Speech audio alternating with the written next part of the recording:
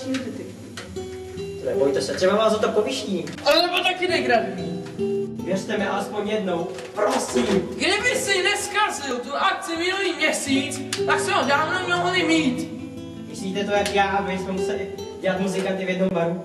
A zapomněli jsme, že jsme měli improvizovat? To přesně myslím, tvůj blbej plán a tohle ještě blbější. Tak a malinko. Prosím.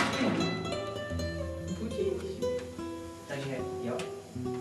Ano, ale pokud to nevíde, dostaneš blbou křižovatku nějaký zapadlý vesnici a tu si rozebereš, jak budeš chtít. Jasné? Jasný šéf, už se těším. Vypadni ty básne! Mějte se. Ahoj, Benny. Ahoj, Kiro, jak se máš? No, však to znáš. Jako vždycky. Jasný, chápu. To taky. Co ti šéf chtěl? Teda, jestli to nedají.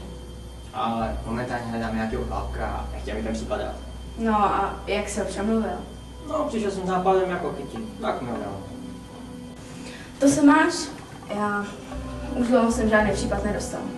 No a nechtěla bys třeba. No a co ti myslíš? No, jako jestli bys chtěla případ, tak můžeme dělat na to mým společně, jako zo starých časů. No, to bys ses musel trochu přemluvit u šéfa. No, to už nebude problém. Díky.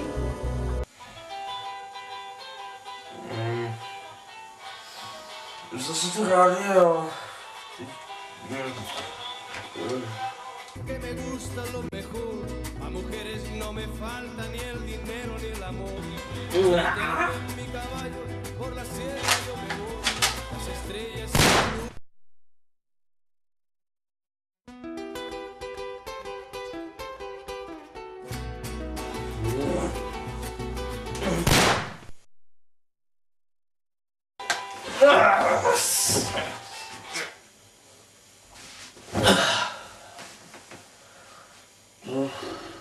Bože, já bych to rád neschopal.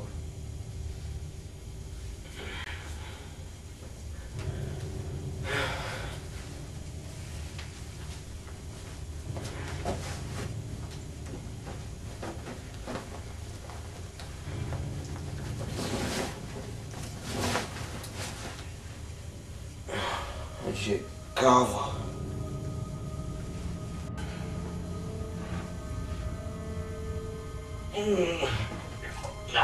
Fajn. Včerejší káva.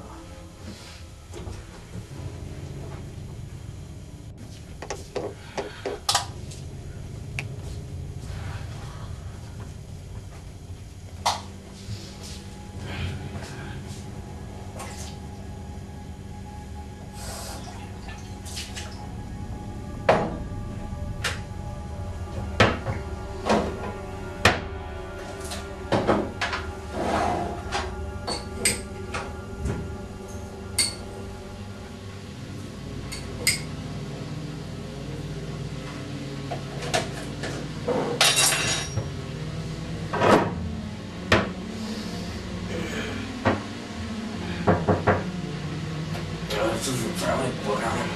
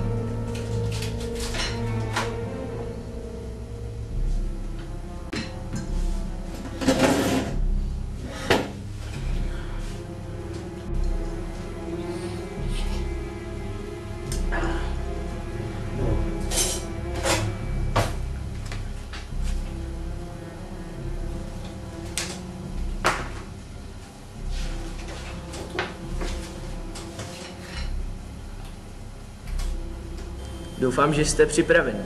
Dneska vás budu očekávat. Přesně ve 2. Mám pro vás opravdové překvapení. PS, přijďte včas. No, neboj se. Včas přijdu.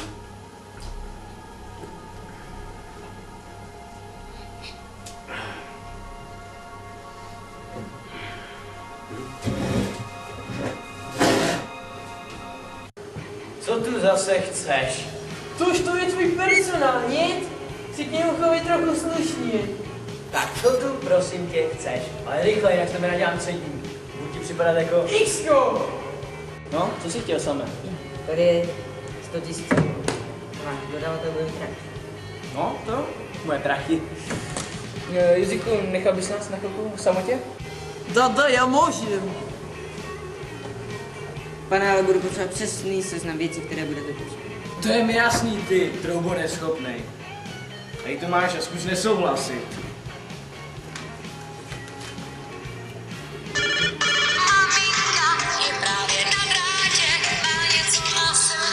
No? Co? Cože? Jaký Jack? Tady je X? Pan X?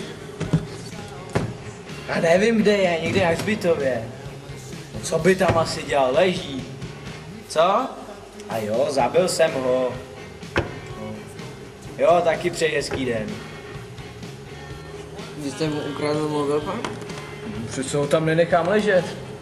Tak co tu máme? Samopaly, kulomety a naše oblíbená. No, bude to stačit? No, jestli ne, tak bude muset. Já si myslím, že to bude stačit. Fajn. Pošli to tý ruský kryse. Josifkovi. Pane, je mi sice do toho úplný kulový, ale na co tolik zbraní? Jen to. Si. S takovýmhle vybavením byste mohl vybít celou vesnici. Ale no tak, přece nemáš strach. Opravdu ne. No, to doufám. A teď pravý důvod. Mám pro tebe nějaký úkol. Co by to mělo být? No, myslím, že $100 000 na to stačit nebude. Mám na jednom místě ukryté peníze. No bys tak hodnej a dojel mi pro ně? A o jakou částku jde? A je to důležitý? Ano je, abych věděl, jak mám být opatrný. Tě nemusí zajímat, prostě ty prachy přines. Jak si před? Je to na jednom místě za městem, ale pamatuj.